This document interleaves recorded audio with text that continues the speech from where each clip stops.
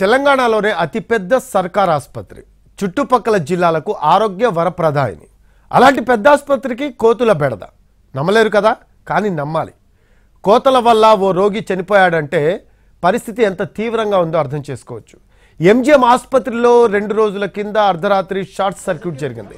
Surgical ward నుంచి AMC విభాగానికి అనుసంధానంగా ఉండే విద్యుత్ వైర్లు కాలిపోవడంతో ఒక్కసారిగా ఆసుపత్రి చీకటిగా మారిపోయింది.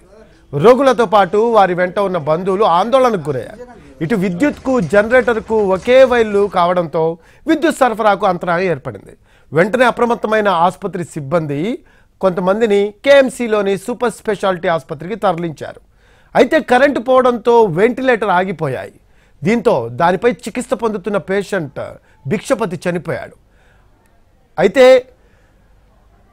ఆసుపత్రి సూపరింటెండెంట్ దీనికి సంబంధించిన క్లారిటీ ఇచ్చారు. ఆసుపత్రిలో కరెంటు పోవడానికి కారణం విద్యుత్ తీగలపై కోతులు చేసిన ఆగడాలనే గుర్తించారు. ఇక కోతులు చేసిన ఆగడాలతో వైర్లు ఒక్కొక్కటి పరస్పరం తాకాయి. దాంతో షార్ట్ సర్క్యూట్ జరిగి వైర్లు పూర్తిగా కాలిపోయాయి.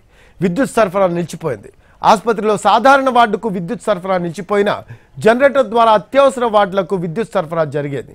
కానీ జనరేటర్తో లింక్ ఉన్న విద్యుత్ వైర్లు కూడా కాలిపోవడంతో గంట పాటు అంధకారం నెలకొంది.